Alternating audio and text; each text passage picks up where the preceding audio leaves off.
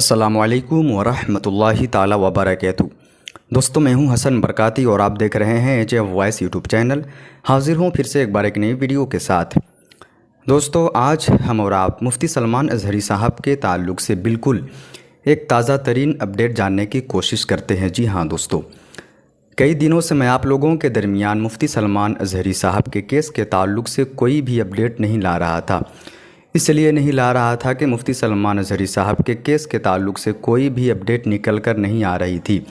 लेकिन अभी अभी मुफ्ती सलमान अज़हरी साहब के केस के ताल्लुक़ से बिल्कुल एक ताज़ा तरीन अपडेट निकल कर आई है। यकीन जाने दोस्तों, आप लोग पूरी अपडेट जानने की कोशिश करें और मुफ्ती सलमान अज़हरी साहब के लिए ज़्यादा से ज़्यादा आप लोग दुआ फरमाएँ। मैं दुआ करता हूँ अल्लाह रब्बुल इज़्ज़त की बारगाह में अल्लाह रब्बुल इज़्ज़त मुफ्ती सलमान अज़हरी साहब को जल्द से जल्द रिहाई अता फ़रमाए, आमीन या रब्बल आलमीन। दोस्तों, पहले आप लोग इस अपडेट को जानें। हिंदुस्तानी मीडिया के एक एंकर हैं, उन्होंने मुफ्ती सलमान अज़हरी साहब के ताल्लुक़ से इस अपडेट को बताया है और इस वीडियो का जो क्रेडिट है उन्हीं को जाता है, क्योंकि उनकी वीडियो पे हम और आप रिएक्शन देने वाले हैं। आइए दोस्तों, वीडियो को देखिए, उसके बाद फिर मैं आप लोगों से मुलाकात करूँगा। पूरी वीडियो आप लोग देख करके जाएँ।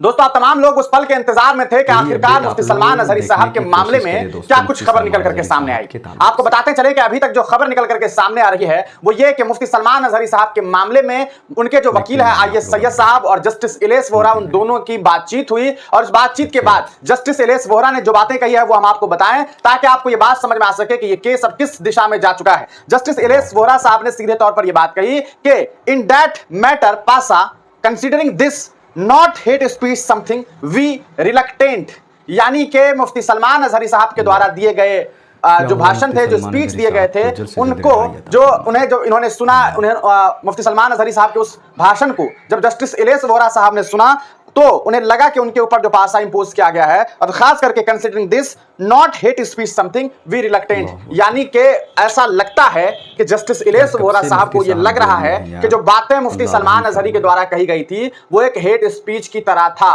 जी हाँ, इसके अलावा आपको बताएं जो सबसे बड़ा मामला है, उन्होंने कहा वी रिलक्टेंट फ्रैंकली स्पीकिंग, यानी कि मैं आपको आराम से ये बात कह रहा हूं, मैं फ्रैंकली स्पीक कर रहा हूं, मतलब मैं कुछ आपको ज्यादा होता है ना कि बातों को बना करके नहीं, मैं सीधे तौर पर आपको बता रहा हूं। ये उनके जो जज साहब थे जो कोर्ट में, उन्होंने ये बात कही है। दूसरा, so for representation part is concern, so for representation part is concern, यानी कि जो रिप्रेजेंटेशन वाला मामला था ये भी काफी चिंताजनक मामला था, और ये जो मामला है इस मामले ने इस केस को पूरी तरीके से उलट पुलट करके रख दिया है। जी हाँ, मुफ्ती सलमान अज़हरी साहब के लिए रिप्रेजेंटेशन वाली जो चीज है वो उनके लिए काफी परेशान करने वाला मोड़ लेकर के सामने आया। मुफ्ती सलमान अज़हरी साहब की तरफ से दो रिप्रेजेंटेशन बनाए गए, दो रिप्रेजेंटेशन मेड किए गए कोर्ट में। पहला एक सोशल वर्कर थे मिस्टर पठान, उनके द्वारा, दूसरा उनके भाई के द्वारा, गालिबन वो जुबैर मिसबाही साहब है, उनके द्वारा, यानी कि एक मिस्टर पठान, दूसरे मिस्टर जुबैर मिसबाही, मिस्टर जुबैर साहब जो हैं इनके भाई हम ब्रदर, उनके द्वारा रिप्रेजेंटेशन दिया गया। लेकिन सबसे बड़ी बात इसमें है वो ये कि टू रिप्रेजेंटेशन मेड किए गए। जब इस पूरे मामले पर आईएएस सैयद साहब ने सीधे तौर पर कहा कि सर ऐसा है कि हमारे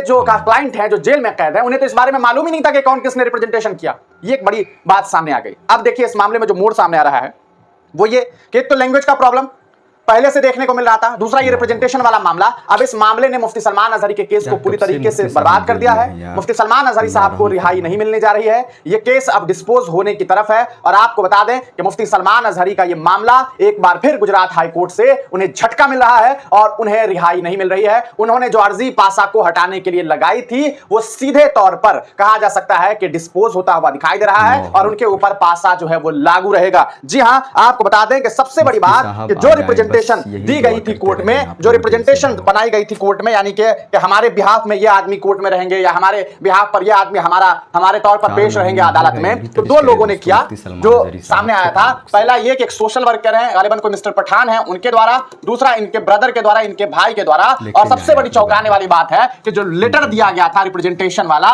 इसमें जो सिग्नेचर होना चाहिए वो अब निकल करके ये बात सामने आई कि यहां पर मुफ्ती सलमान अज़हरी का सिग्नेचर है ही नहीं। मुफ्ती सलमान साहब ने सिग्नेचर नहीं किया, बल्कि रिप्रेजेंटेशन उनके भाई के द्वारा की गई, उनके भाई के द्वारा और एक मिस्टर पठान के द्वारा। चूंकि इनके भाई के द्वारा, चूंकि मुफ्ती साहब के द्वारा सिग्नेचर नहीं है, भाषा की वजह से या जो भी मामला थे, अगर इन्होंने साइन नहीं किया है, इसका मतलब इन्होंने खुद से तो अर्जी लगाई ही नहीं थी अदालत में कि भैया हमने अर्जी लगाई है, हमारे इस मामले को खत्म कर दीजिए। तो अब इस वजह से अदालत ने यह कहा है कि इन्होंने, मुवक्किला ने खुद अर्जी नहीं लगाई, यानी कि जो जिनके ऊपर पासा इंपोज किया गया उन्होंने तो अर्जी लगाई नहीं अदालत में कि हमारे ऊपर से पासा हटा दीजिए, तो उनके भाई ने यह किया। इस वजह से अदालत अब इस नतीजे पर पहुंच गई है कि हम इस मामले को डिस्पोज करते हैं, हम इस मामले को रिजेक्ट करते हैं, यानी कि जो अर्जी लगाई गई थी उसे रिजेक्ट कर दिया गया है। ऐसी खबर निकल करके सामने आ रही है। अब मुश्किल है कि मुफ्ती सलमान अजहरी साहब को गुजरात हाई कोर्ट से कोई रिहाई मिलने जा रही है। आगे इस मामले पर डिटेल जानकारी जो कुछ हमें मिलती है हम आप तक साझा करेंगे। अब सवाल यह उठता है कि इस मामले में आगे क्या होगा, क्या नहीं होगा, इन तमाम नतीजों पर हम बात करेंगे। तब तक आप तमाम लोग इस चैनल से जुड़े रहिए, इस वीडियो को शेयर कर दीजिए ताकि उनके जो चाहने वाले हैं उन तक ये खबर पहुंच जाए। तो कहीं ना कहीं ये बात कही जा सकती है कि इतना लंबा इंतजार, 13 मार्च से ये मामला कोर्ट में चल रहा था और आज आप तारीख देख लीजिए, आज की तारीख 29 जुलाई है, यानी कि जुलाई का महीना खत्म होने को है और मामले की सच्चाई निकल करके जो सामने आ रही है वो ये कि अभी मुफ्ती साहब को और भी कई दिनों तक, कई महीनों तक जेल में रहना पड़ सकता है। जी हां, इस मामले पर फाइनल जजमेंट क्या सामने आता है, कोर्ट क्या ऑर्डर देती है, वो सब के लिए थोड़ा सा इंतजार करना होगा। लेकिन जो खबरें निकल करके सामने आ रही है वो यही कि मुफ्ती साहब की अर्जी रिजेक्ट कर दी गई है, क्योंकि अर्जी तो मुफ्ती साहब ने एक तरह से लगा ही नहीं थी, उनका सिग्नेचर इस मामले में था ही नहीं। जो रिप्रेजेंटेशन दिया गया कोर्ट में उस पर जो सिग्नेचर था वो उनके भाई का था। ऐसी खबरें निकल करके सामने आ रही है। पूरी डिटेल जानकारी जब तक नहीं मिलती है तब तक हम आपको और अच्छे से इस मामले पर नहीं बता सकते हैं। अभी तक जो जानकारी हमें प्राप्त हुई वो हमने आपको बताई है। अगर आपको इसके बारे में कोई और जानकारी मिलती है तो आप हमें कमेंट सेक्शन में कमेंट करके बता सकते हैं। आगे हम आपकी जानकारी को भी एकत्रित करते हुए और बाकी और अन्य जो कहा सकता है स्रोत है वहां से हम जानकारी एकत्रित करके आप तमाम लोगों तक पूरी जानकारी बहुत जल्द लेकर के सामने आएंगे। आप तमाम लोगों का वीडियो देखने के लिए बहुत बहुत शुक्रिया यार। अल्लाह रहम फरमाए।